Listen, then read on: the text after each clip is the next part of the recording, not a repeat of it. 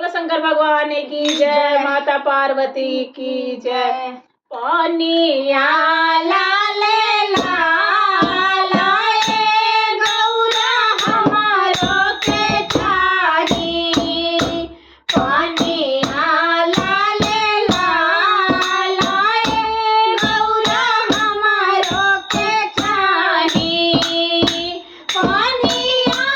लाले लाल, पनिया लाले लाल ए गौरा हमारो के चाही, पनिया लाले लाल ए गौरा हमारो के चाही, पनिया लाले लाल ए गौरा हमारो के चाही। हे ओड़ा भंगिया तू रही गइला भोला, हे ओड़ा भंगिया तू रही गइला भोला, लाले लाले पानी मोहा कहवाही होला, लाले लाले पानी कहाँ कहवाही होला, हरी करी देखे पारी गुलाल हो, अब खारी देखे पारी गुलाल ए गौरा हमारो के चाही, पनिया लाले लाल ए गौरा हमारो के चाही, पनिया लाले लाल, पनिया लाले लाल, पनिया लाले लाल ए गौरा हमारो के चाही, पनिया लाले लाल ए गौरा हमारो के चाही। हमारा से गौरा गुलाल कैसे आई, हमारा से गौरा गुलाल कैसे आई, एको गो नाई के धोकरिया में पाई, एको गो नाई के धोकरिया में पाई,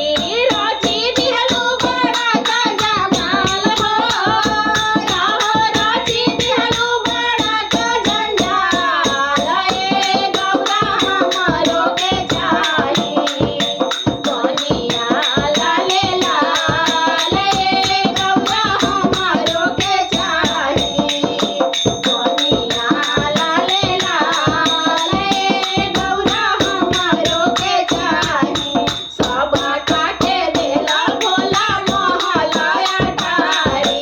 सब काटे देला भोला महला अटारी, अपने तो रही गइला बना के भिखारी,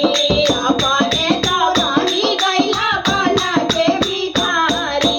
अब धनी धनी तोहार कमाल हो, अब धनी धनी तोहार कमाल ए गौरा हमारो के चाही,